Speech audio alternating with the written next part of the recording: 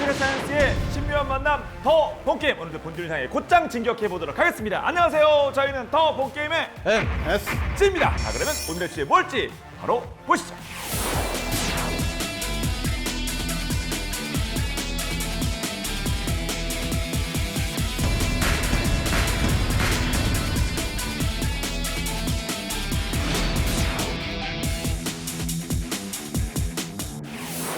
드나마면 이지스, 전투기 하면 그냥 늘상 스텔스인데 경쟁이 붙었다고요. 그렇다 그러면 한국 감각과 한번 짚어보도록 하겠습니다. 먼저 일본의 움직임 심상치 않다고 하는데 미국으로부터 F-35 스텔 105대? 네. 세 자릿수로 그냥 한 방에 사는 거예요?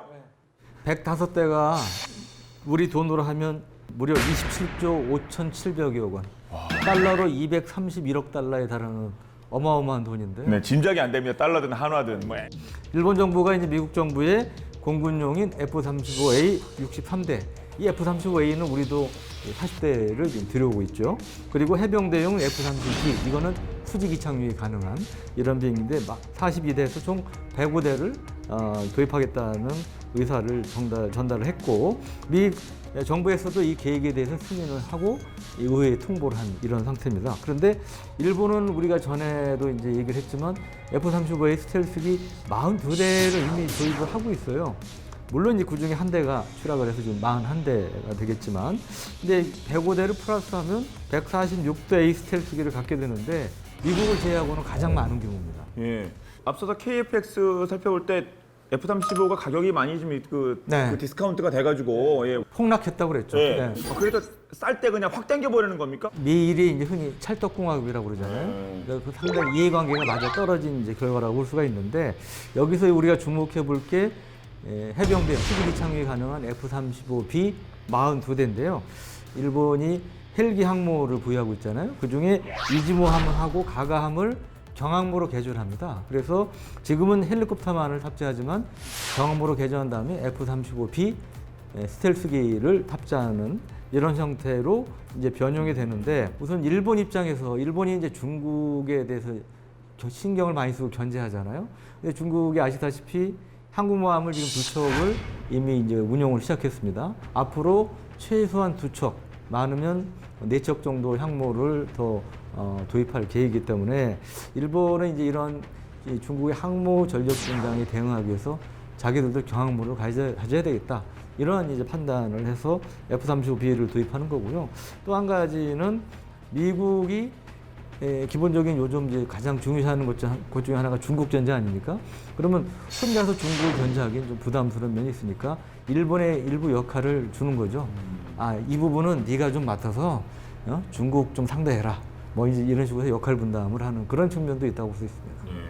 서로 이익이 맞아 떨어지는 딱 맞네 보니까 진짜네. 미국하고 일본이 이렇게 나서는 이유는 중국의 그 중국을 견제하려는 그런 의도도 있고, 또 북한의 도발 이런 것도 있는 것이고, 미국은 사실 일본도 그렇지만은 미국이 특히 지금 남중국해에서 중국하고 경쟁을 하고 있잖아요. 대만 해협하고 이런 쪽을 중국과의 경쟁에도 대응을 해야 되고, 그리고 이제 그러기 위해서는 결국 일본의 힘을 실어줘야지 서로 간에 이제 우군이 돼서 그 이익을 같이 나눌 수 있다는 생각을 하고 있고, 특히 이제 센카쿠 열도, 중국에서는 갸오위다오라고 하지만 여기를 중국이 갑자기 이제 항모전단을 써서 점령해버리면 어떡하느냐, 이제 이런 우려가 있거든요.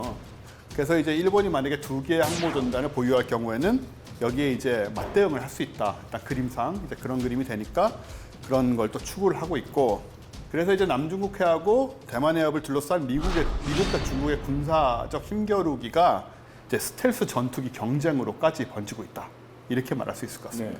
중국이 우리 얘기네. 당사자가 우리네. 가만히 있을 것 같지는 않거든요. 중국도 뭔가 하지 않겠습니까? 뭔 카드를 들이밀 것 같은데요. 당연하죠. 중국도 이제 맞불 작전에 이제 나서고 있다고 볼 수 있는데, 중국이 미국의 F-35 스텔스기에 대항해서 자기들이 이제 스텔스기라고 자랑하는 게 젠20입니다. 젠20을 몇 년 전부터 실전 배치를 시작했는데, 지난 7월 초부터 이 젠20의 엔진 성능을 개량한 젠20B형을 공식적으로 생산하는 작업에 들어갔다고 그래요. 중국 관영 언론에 이제 글로벌 타임스라고 했는데, 이게 지난 7월 13일에 뭐라고 보도했냐면, 미국은 홀로 사냥하는 호랑이가 아니라 항상 무리를 지어 다니는 늑대다. 그렇게 비난하면서 일본의 임무를 부여해서 경쟁 관계인 중국을 위협할 것이다. 그래서 이 중국은 앞으로 이제 젠 20B를 이제 우리하고 인접한 산둥반도를 비롯해서 동중국해, 남중국해 이런 데 있는 이제 공군기지에 배치해서 미국이나 일본보다 사실은 특히 항모에 탑재하는 이 함재기 전력은 특히 이제 미국보다 열세죠. 미국보다 이제 열세라고 볼 수 있는데 이런 것들에 대한 지원을 할 것으로 예상이 됩니다. 젠 20B가 F-35랑 어떻게 이렇게 딱 그 맞짱 뜰 만한 겁니까? 네, 이게 사실은 애매한 게 젠 20은 진짜 본격적인 스텔스기라고 얘기하기 좀 어떤 면에서 부끄러운 면이 있어요.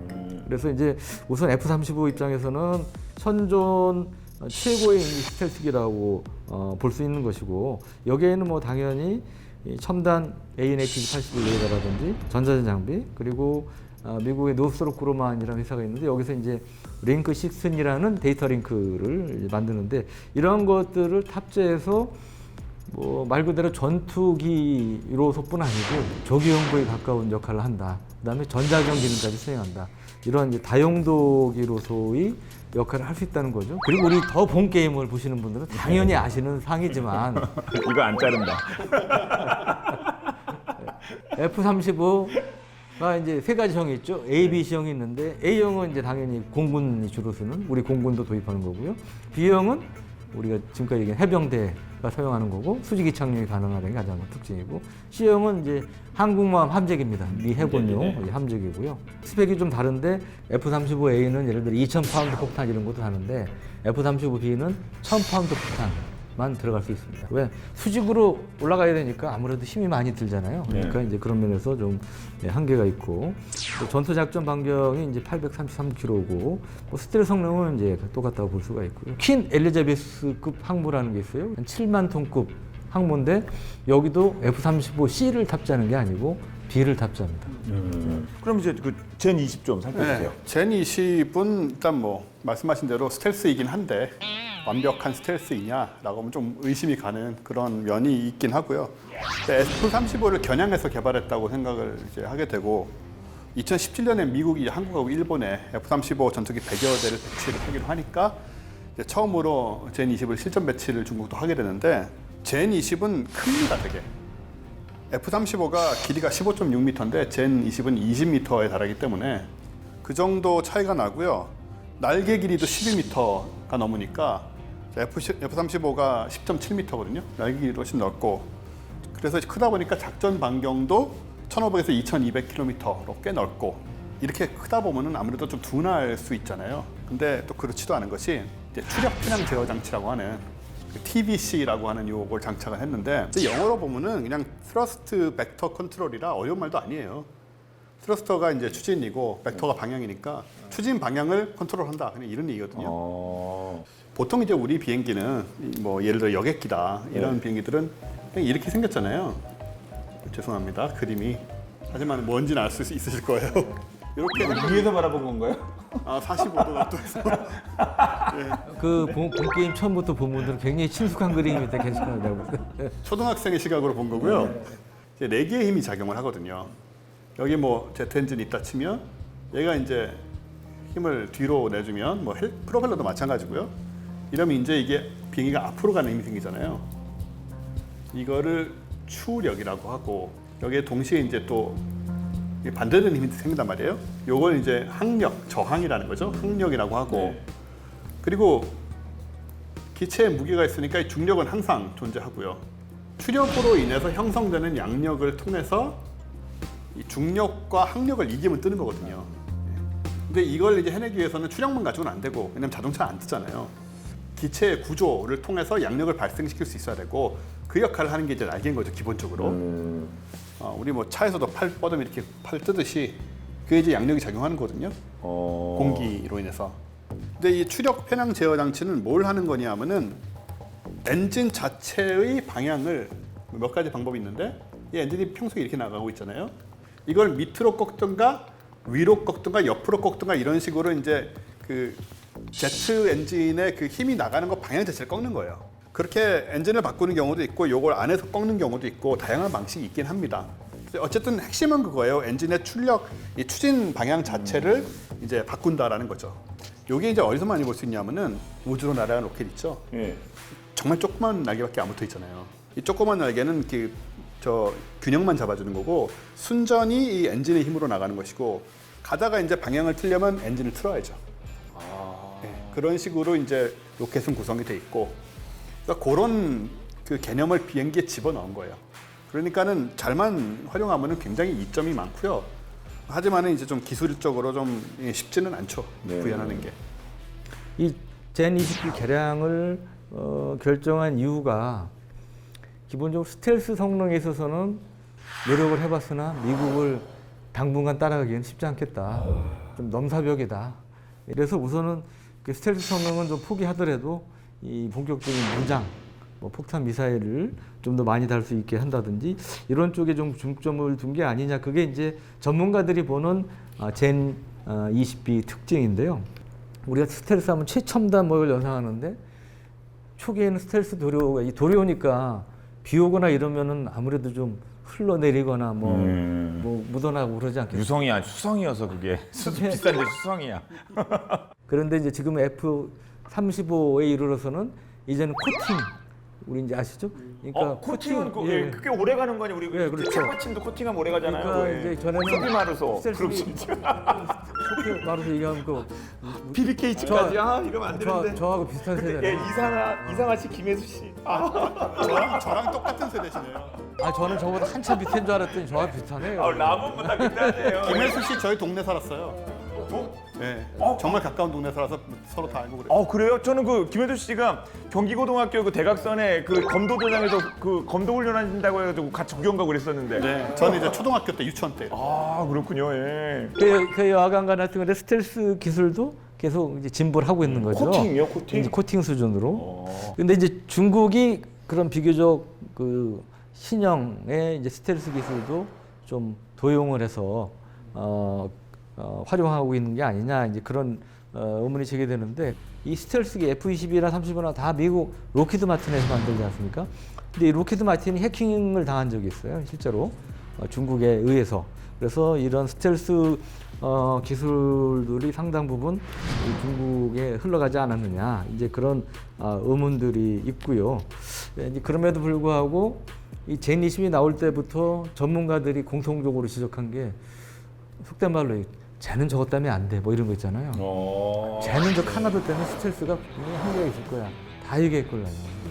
그리고 우리 본 게임에서도 얘기했을 거예요. 저나 원쌤이 이 스텔스보다는 무장에 더 힘을 실은 게 젠 20B다 이렇게 평가가 되고 젠 20 내부 무장구에는 내부 무장창에는 네 발의 이제 중장거리 공대공 미사일 PL-9 12 또는 PL-15 21 이런 것이 장착이 되고 날개에는 이제 한 발씩의 단거리 공대공 PL-10 등이 이제 6발 정도 장착이 되는데 젠 20B는 이제 참고로 최고 속도가 한 마 2.0 정도 될 걸로 보이고 그리고 이 구비가 이루어지면 작전 변경이 한 4,000km 안팎이 되지 않느냐 이렇게 그렇게 평가들 하고 있습니다. 네. 중국도 요즘 급성장하고 있는데 또 그 부분은 미국을 어떻게 잡기가 어렵긴 한가 봐요. 뭐 항상 창과 방패의 문제이기 때문에 뭐 창이 훌륭한 방패가 나오고 방패가 훌륭한 창이 나오고 이런 건데 이것도 지금 좀 변수들이 있죠. 중국이나 러시아가 이 기본적으로 스텔스 전투기 개발 기술은 좀 떨어져 있는데 그러다 보니까는 이제 탐지 기술 쪽에 이제 신경을 많이 쓰고 있는 거예요 지금. 그 탐지만 해내면 뭐 마찬가지 아닙니까? 탐지를 제대로 하면 뭐 없으나 똑같은 상황이 되는 거니까. 우리 스트레스 기들 필요 없어. 탐지만 해도 되겠다. 그렇죠. 그러네요. 소위 그 테라헤르츠파. 테라헤르츠란 거는 뭐 아시다시피 그 우리 하드디스크 할 때 얘기 많이 하는 개념이죠. 네. 메가가 이제 100만이고, 그렇죠? 킬로에 1000배고, 메가의 1000배가 기가고, 기가의 1000배가 테라잖아요. 이런 식으로 커지게 되는데 테라헤르츠파를 사용하는 레이더 시스템을 이제 개발을 했다고 해요. 이건 무슨 얘기냐면요. 메가에서 기가로 가고 기가에서 테라로 갈수록 에너지량은 커집니다. 이거 어디서 우리가 쉽게 생각해 보실 수 있냐면 요즘 와이파이 기계 보시면 2GHz하고 5GHz 두 개를 잡는 경우가 많아요. 그쵸. 우리 어디 신청하면 그렇게 2가지 나오죠. 예, 두 가지 하나의 그 와이파이 기계에서 두 개 나오는데 이게 이제 EG의 특성과 OG의 특성이 어떻게 되냐면은 이 OG가 빠르긴 한데 OG가 멀리 못 가요. 아, 그쵸. 방문 닫아놓고 막 그러면 약간 좀 불안해요, 그거는. 예. 똑같습니다. 이 테라헤르츠라는 것도 에너지량은 많아졌지만 멀리 못 갑니다. 이런 식으로 하면 에너지가 강하기 때문에 우리가 지금 스텔스기에 씌워놓은 도료라든가 코팅을 뚫을 수가 있어요. 그러니까 감지할 수 있다는 건데 파장 자체는 굉장히 짧은 거죠. 굉장히 파장이 네, 짧은 네, 거죠. 네. 그래서 에너지량이 많이 큰 거거든요. 그래서 뚫고 들어갈 수가 있는데 엑스레이랑 똑같다고 보시면 돼요. 엑스레이도 살은 뚫고 가지만 뼈에서는 반사되니까 우리가 그걸 볼 수 있는 거잖아요. 네. 물론 엑스레이가 훨씬 강하긴 합니다만은. 아, 그 방송 많이 하시는 95.1 메가헤르츠죠. 우리 예, 그렇죠. 라디오는 예, 그게 이제 FM 라디오가 메가헤르츠. 예, 메가, 기가, 테라. 두 단계 업이군요. 100만 배. 아, 100만 배. 장점은 강하고 뚫고 들어간다. 단점은 멀리 못 간다. 그래서 레이더 탐지 범위는 좀 제한이 된다는 어떤 한계는 있습니다. 네. 중국이 2017년에 공개하는 YLC29라는 또 패시브 레이더도 있는데 요거는 이제 개념이 완전히 다른 거고요. 패시브 레이더라는 거는 거기서 원래 나오는 미량의 전파들이 있잖아요. 그거를 이제 잡겠다는 거예요. 이제 한계는 뭐냐면은 원체 나오는 전파가 약하니까 그 약하는 전파를 받아내려면 굉장히 감도가 좋은 안테나를 써야겠죠. 근데 그런 부분들이 아직은 이게 뭐 스텔스기를 무력화시킬 정도의 수준은 아닐 것이고, 하지만 이것도 역시 이론적으로는 기술이 많이 발전되면 스텔스기에 상당한 위협이 될 수는 있는 그런 구조예요. 네. 하지만 뭐 나는 거라든가 뭐 달리는 거나 역시 중요한 것 엔진 아니겠습니까? 그렇죠. 네, 엔진은 어떻습니까? 엔진이 중국에 문제가 있는 거죠. 중국산 이제 WS15 엔진이 여전히 이제 기준에 미달한 상태고요. 뭐 향후 1, 2년 내로 된다는 얘기를 하는데 뭐 돼야 아는 것이고. 그래서 이 WS15 엔진 개발이 늦어지면서 그 젠 20하고 젠 20B가 여전히 러시아제 세턴 그 AL31 엔진을 지금 쓰고 있는 것으로 알려져 있고요. 이 W15 엔진 같은 경우에는 엔진 개발이 1990년대부터 시작이 됐어요. 와, 엄청 오래됐네요. 이게 뭐 20년 넘게 된 건데, 그래서 2004년에 시제품이 만들어졌는데 그것도 16년 전입니다. 벌써 신통차는 거죠. 사실 이 프로젝트에 중국이 2010년부터 그러니까 이후부터 또 다시 이제 1,500 위안 25조 원을 쏟아부었거든요. 와, F-35 거의 100대 값에 육박하는 그런 돈이네요. 네, 일본이 사가는 돈이 예, 한 20몇 조가 그냥 막 휙휙 지나갑니다. 판이 크네요. 그랬는데 2015년에 지상 시험을 했는데, 즉 2004년에 시제품을 만드는 10년이 지나서야 엔진을 지상 시험을 했는데 그때 이제 폭발 사고가 일어난 거죠. 이런 네. 스텔스 기능도 뭐 엔진도 역시 중국과 미국 이렇게 좀 격차가 있긴 한가 보네요. 그나마 이제 신뢰성을 갖고 있는 엔진이 중국이 이제 최초의 국산 전투기라고 자랑하는 젠10이 있죠. 이 젠10에 쓰이는 WS10이라는 엔진이 있어요. 근데 이거는 섭씨 2000도까지 견딜 수가 있고, 엔진 수명을 원래 800시간에서 1500시간으로 2배가량 늘렸다고 그래요.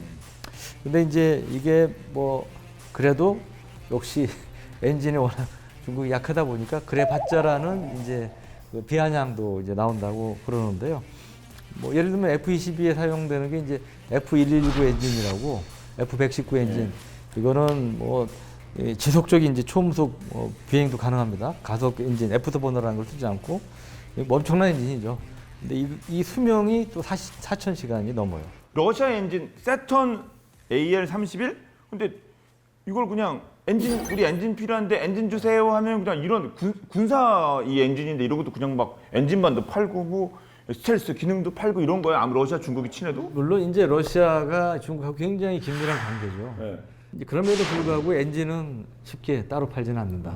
그러니까 전투기를 통째로 사야 이제 엔진을 하다못해 이제 그걸 분해해서 엔진 뭐 어떻게 돼 있는지 볼 수가 있는 거죠. 네.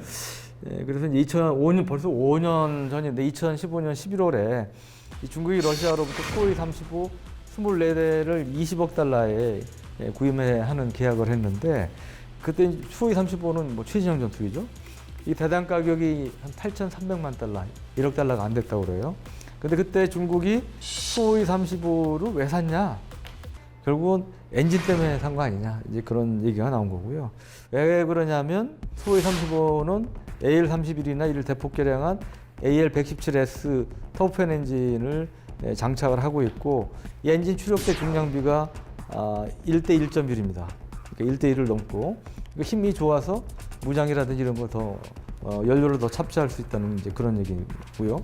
참고로 이 중국이 젠 10의 WS10 엔진의 경우 추력대 중량비가 1대 0.66에 불과해요. 그러니까 아까 말씀드린 1대 1에 비하면 예. 네, 거의 뭐 절반 약간 넘는 뭐 그 정도의 능력을 갖고 있다고 볼 수 있죠. 예.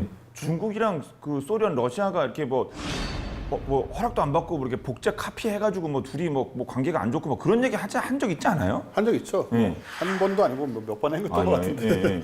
90년대 이제 그런 일이 좀 문제가 좀 있었고요.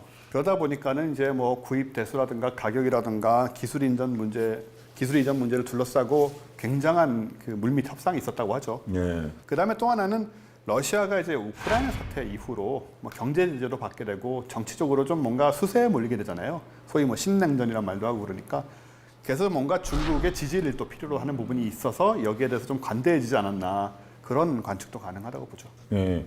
그 소위 30억 원은 스텔스가 5세대고 뭐 이렇게 KF-X 뭐 4.5, 근데 그 세대 구분하면 어느 정도로 가는 거예요? 그럼 4.5로 보면 될 것 같아요. 4.5. 네. 2010년에 1호기가 나왔으니까 사실 굉장히 따끈따끈한 기종이죠. 근데 러시아 측에 따르면 이 수호이 35가 지금 F-22, 지금 현존 최강의 전투기라고 얘기되는 F-22보다 엔진이나 레이더 성능이 더 뛰어나다라고 주장을 하고 있는데 이거는 뭐 그냥 논란의 여지가 있을 것 같아요. 22보다요? 네. 예. 더 본 게임 보시는 분들은 다 알아서 잘 해석하시라고. 네, 이거 너무 F-22는 인류에게 너무 과스펙인데.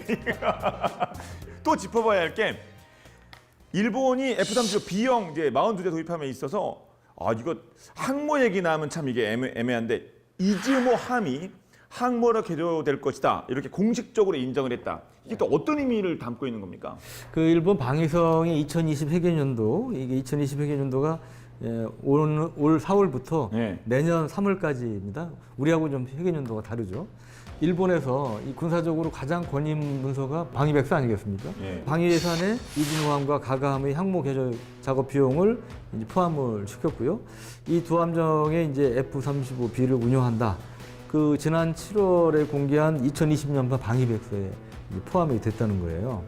근데 이제 가가함은 그 만재 배수량이 27,000톤급이고 길이가 248m, 폭이 38m인데 당연히 해상 자위대가 보유하고 있는 함정 중에 가장 크죠. 그리고 그 함정 전체에 항모처럼 큰 비행갑판이 깔려 있고 그다음에 이제 밑에는 당연히 경락구가 있고 헬기 경우 이제 14대 정도를 운영할 수 있는 걸로 되어 있습니다. 이즈모함의 경우도 마찬가지 같은 크기입니다. 이게 그러니까 흔히 우리가 이즈모급 헬기 항모라고 표현하죠. 그러니까 이름은 다르지만 같은 규격을 가진 그런 거기 때문에 그래서 일본은 내년에 2022년에 이즈모함을 그 이듬해인 2022년에 가가함을 각각 개조 완료할 계획으로 밝혔고요. 실제로 최근에도 제 사이트 보니까 이 이즈모함 한참 개조 공사를 하고 있습니다. 네. 그러니까 헬기 쪽에서 이제 비행기 쪽으로 F-35 쪽으로 헬기 바꾸는 항모에서 그거죠. 경항모로 F-35B도 운용하겠다는 거를 염두에 두고 이제 만들었지만 기본적으로 실제로 운영을 하기 위해서는 좀 개조할 부분이 있다는 겁니다. 뭐 예를 들면 비행갑판이 지금은 이제 헬기용으로 돼 있다 보니까 좀 약한데 F-35B가 뜨거내릴 수 있도록 좀 비행갑판을 튼튼하게 하는 거. 네. 그리고 이 수직이 착륙할 때 엔진에서 엄청난 열이 나오지 않겠어요? 그러면 그 뜨거운 열에 견딜 수 있도록 견딜 수 있는 그러한 갑판 장치. 그리고 이 비행 이착륙을 유도하는 그러한 이 비행 안내 장치 등이 추가가 돼야 된다고 하고요. 이제 스킬 점프 갑판은 지난해 이미 설치가 됐다고 합니다. 그래서 여하튼 간에 일본은 이제 그 전후 70여 년 만에 다시 항공모함을 보유하게 됐다. 볼 수가 있죠. F-35는 그냥 뜨는 거 아닙니까? 그렇죠. 예. 그냥 뜨는 거는 뭐 원리는 또 어떻게 되는 거죠? 이렇게 뭐 방향이 트나요? 이 수직 이착륙, 수직 이륙, 특히 수직 이륙의 경우에는 그냥 간단합니다. 원리는 이걸 밑으로 쏘는 거죠, 힘을. 밑으로 쏴서 위로 올라간다. 날개의 양력을 거의 쓰지 않고 그러려면 일단 밑으로 나가는 힘이 꽤나 세야 될 것이고 그런 다음에 여기에 이제 적용되는 그 기술은 앞에 우리가 얘기했던 그 추력 편향 제어 장치를 극단화한 거죠. 90도로 완전히 꺼는 거니까. 그러면 F-35B 같은 경우에는 여기 조종석 뒤쪽으로 해서 밑에 양력 팬이라고, 그러니까 여기 공기를 뽑는 팬이 또 있어요. 저 뜨는 장면을 보시면 이게 꺾이는 것과 동시에 이 위에가 이렇게 열려요. 문이 열려요, 위에서 이렇게. 이 문이 열리는 건 뭐냐면 사실은 이거는 대단한 기능이 아니라 보기에는 굉장히 눈에 잘 띄는데 일로 공기를 빨아들여서 팬을 돌려서 밑으로 뿜어내는 거죠. 공기를 뿜어내는 거죠. 이렇게 두 개의 힘을 가지고 공중으로 뜨면서 나머지는 뭐 날개에 붙어 있는 장치 같은 걸로 균형을 뿜어가지고 씩씩 뿜어가지고 균형 잡아주고 그 힘을 조금씩 줄여가면서 이제 내리는 그런 거죠. 아, 그렇군요. 이제 개조를 하는 이 가가호. 그 중국도 이거 열받을 그런 내용이죠, 이 항모는. 예, 진짜 이름만 봐도. 그러네요. 중국이 그럴 만한 사연이 있어요. 네. 뭐냐면 이 가감이 중일 전쟁 때 그 상하이등 중국을 공격해가지고 중국에서는 거의 악마의 배라는 아주 네. 악명을 떨쳤던 이런 배고 진중한 기습에도 참가를 했고요. 중국 언론들이 이 가가함이 원래 경항모로 개조되기도 전에 이제 헬기 항모로 원래 진수된 거 아닙니까? 그때도 야 악마함이 부활했다 해가지고 그냥 그 상당히 비난을 하기도 했는데 지난해 5월에 그 트럼프 대통령이 일본을 방문했어요. 그때 아베 신조 일본 총리하고 같이 일본 군함에 올라갔는데 그게 하필 가가함이었어요. 예. 그러니까 이제 중국 입장에서는 또 예민할 수밖에 없었겠죠. 예. 카가 이거는 진짜 중국이나 미국이나 다 이게 겹쳐 있는 그런 배인데, 야, 참 거기에도 트럼프 대통령이 또 같이 승선했다네요. 야. 근데 일본은 그러면 스텔스기 제작은 직접 하진 않습니까? 다 지금 F-35가 산 얘기만 하고 있는데. 직접 하죠. 그것도 해요 또? 네, 세계 네 번째로 유인 스텔스기를 독자 개발했고요. 4,100억 원의 예산을 들여서 X2라는 이제 기체를 개발하게 되는데, 이게 전파를 흡수하는 탄소 섬유를 사용해서 스텔스 기능을 갖고 있고요. 무장은 없는데 통합형 레이더하고 고기동 비행 제어 시스템 같은 걸 갖추고 있어서 좀 첨단 기술이 많이 적용된 기체라고 합니다. 무엇보다도 일본이 자체 개발한 부품이 90%다.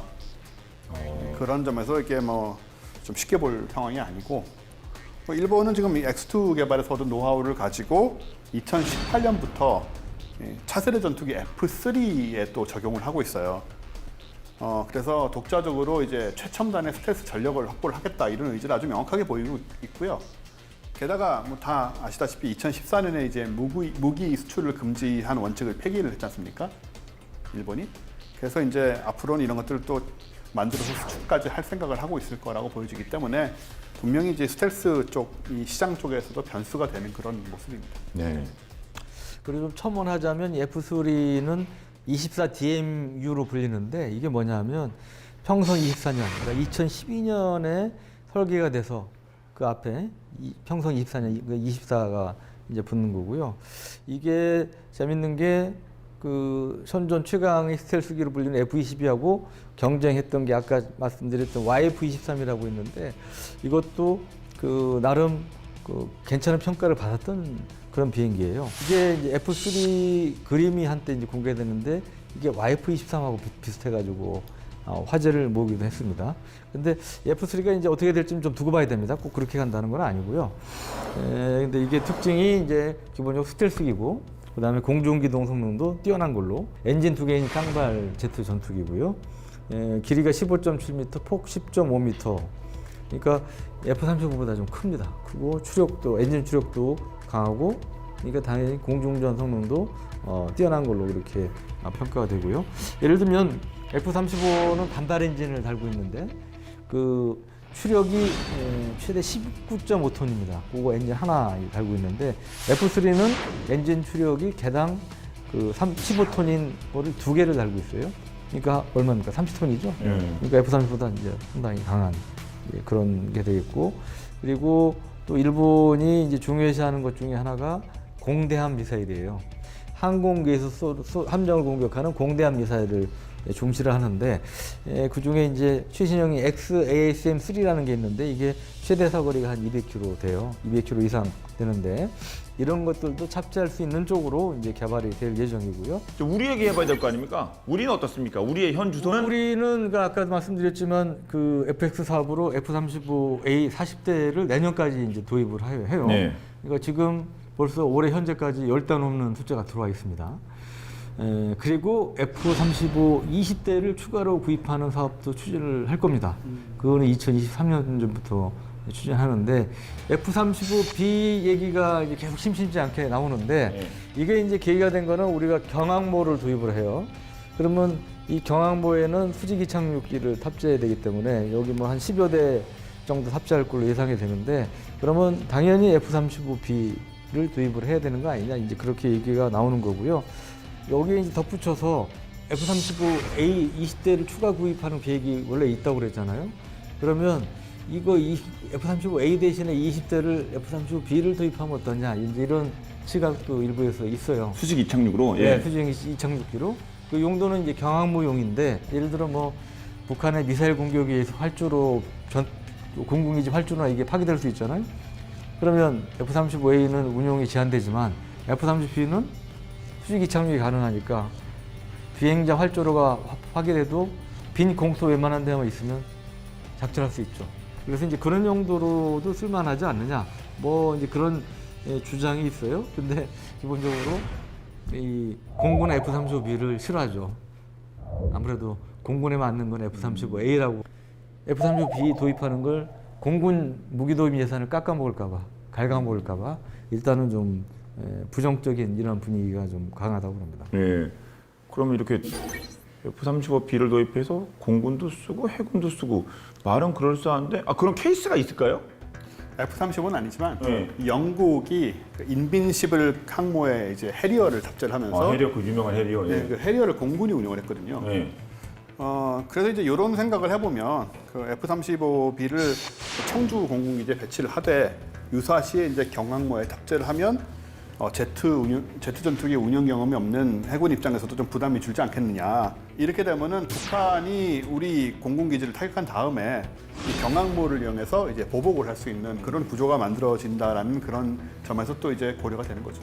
듣기에는 꽤 그럴싸한데요, 이거? 근데 아까 말씀드린 공군은 난생인데 우선 기술적인 특성이 F-35A하고 B하고 많이 다릅니다. 우선 F-35B는 리프트팬 엔진이 이제 하나 더 있고 또 이게 기술적으로 복잡해요. 원 선생님 잘 아시지만.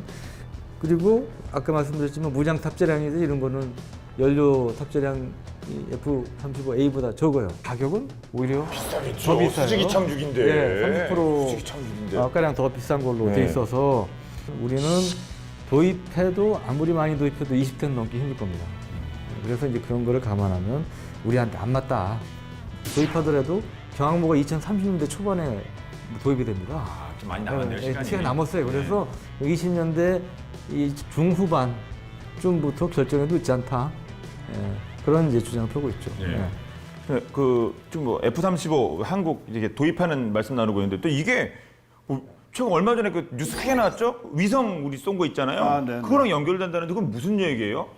우리나라가 얼마 전에 이제 우리나라 최초로 군사 통신 위성을 쐈는데 그래서 세계 10번째의 어쨌든 군사 전용 위성을 보유한 국가가 됐어요. 근데 발사는 그 스페이스X 앨런 머스크의 스페이스X의 발사체를 썼고 펠컨 9을 썼고 여기에 탑재한 위성체가 우리가 만든 게 아니고 이 F-35를 우리가 사면서 덤으로 얻은 거예요. 록히드 마틴에서. 그러니까는 이제 뭐 일종의 합법적인 물건 리베이트 같은 거죠. F-35 우리가 도입하는 대신에 뭘 좀 주세요 뭐 이렇게 했나 보죠? 그런 식으로 이제 계약이 된 거죠. 반대급부로. 저분은 이제 옵셋이라고 그러는데. 그렇죠. 왜냐하면 우리가 이제 군사 통신 위성을 뭐 새로 만들고 이런 게 이제 부담스럽고 여러 가지 새로운 기술도 필요하고 하니까 어쨌든 이게 뭐 공격 위성도 아니고 그렇게 받아가지고 근데 이것도 재밌는 게 록히드 마틴이 만든 게 아니고 록히드 마틴이 다시 유럽의 에어버스사에 하청을 줬어요. 그래서 에어버스사에서 만든 걸 우리가 갖고 와서 이제 미국으로 다시 가져가서 미국의 그 케이프 캐나베럴에서 그렇게 많이 쏘는 거기서 이제 스페이스X 발사체 탑재해서 쐈는데 뭐 잘 되고 있는 것 같아요. 자, 오늘 이렇게 해서 저희가 미일 중러 스텔스기 경쟁에 대해서 쭉 살펴봤는데요. 자, 오늘 전체적으로 어떠셨습니까? 기자님. 그러니까 지금 우리 이제 주변 4강이 다 지금 스텔스기를 이미 개발해서 보유하고 있거나 개발 중이에요. 일본 빼고는 다 이제 개발해서 이미 보유하고 있죠. 그래서 우리 같은 경우도 이제 F-35 말고 KF-X도 개발하고 있지 않습니까? 한국형 전투기는 원래 지금은 스텔스기는 아니에요. 앞으로 향후 내부 모장창 등을 장착을 하면 스텔스기 이미 형상을 갖고 있기 때문에 별명이 미니 랩터라고 그러잖아요. 그러니까 우리가 좀 독자적인 스텔스기도 보유할 필요성이 있다는 생각이 듭니다. 네. 저는 이제 수직 이착륙 관련해서 또 전략 이런 거 다 떠나서 그 어렸을 때부터의 로망이잖아요. 해리어 이런 거 괜히 좋아하고 이렇게 뜨잖아요. 맞아요. 위에 떠가지고 예. 물론 아직 먼 일입니다만은 우리나라 지형상 또 유리한 점도 있어서 이런 평원이 적고 이러다 보니까 이런 쪽에도 당장은 아니더라도 조금씩 기술적인 것들을 좀 연구를 해나가는 그런 준비가 필요하지 않을까 또 그런 생각도 들어요. 네, 자, 그게 우리 기술로 언젠가는 실현이 될 날이 오기를 기원합니다. 이렇게 해서 미중일러 스텔스 대전에 대해서 살펴봤고 당연히 중심은 항구이겠죠. 저희 다음 시간엔 더욱더 화끈한 무기 이야기로 돌아오겠습니다. 인사드리도록 하겠습니다. 네, 지금까지 저희는 더 본게임의 S 지였습니다. 고맙습니다. 네, 고맙습니다.